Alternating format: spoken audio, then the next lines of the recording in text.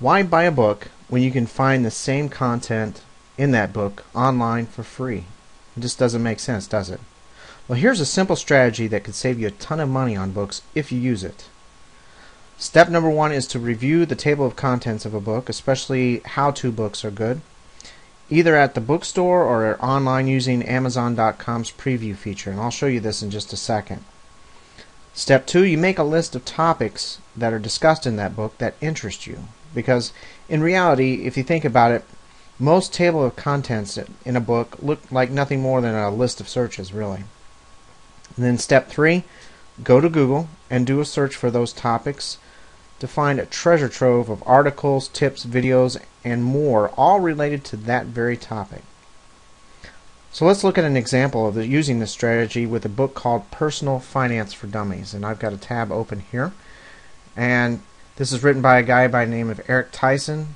Looks like a great book. He seems to have a lot of good reviews. And so I don't think showing people how to get this information for free is going to hurt him too much. But nonetheless, let's talk about the strategy. So we have this book here. We'll click on the table of contents to view the table of contents. And look at some of the things that this book talks about. Things such as saving more, spending less, insurance, protecting what you've got.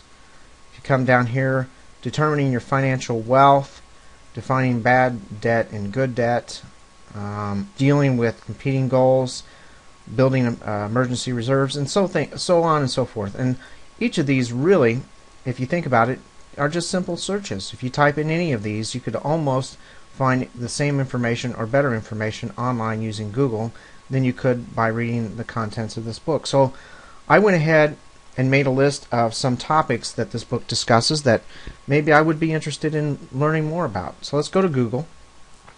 And one of the topics was setting financial goals. So I'll type in setting financial goals right there. And here you can see that Google provides a number of sites and pages all related to that one particular topic.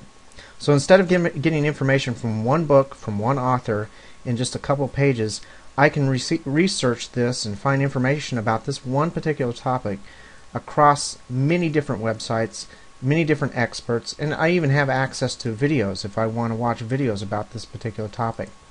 Or another thing discussed in the book was saving more, spending less, or spend less. Let's try that. So here you go, another bunch of websites and pages all related to this one particular topic of saving more and spending less. Once again, I can go to videos and find videos about how to spend or save more and spend less. Let's try one more example. Taking out car loans, the book talked about that, so let's use one of our other strategies, car loan tips. So here we get all kinds of information about how to take out car loans, some strategies for doing it the best way, determining what you can afford, avoiding scams, things like that. So just find a book that you're interested in, look at its table of contents, try to figure out what things are discussed in the table of contents that could be translated into searches, which is almost every one of them, and then go to Google, do a search, and find information about that topic, and you can save a ton of money on books if you use this particular strategy.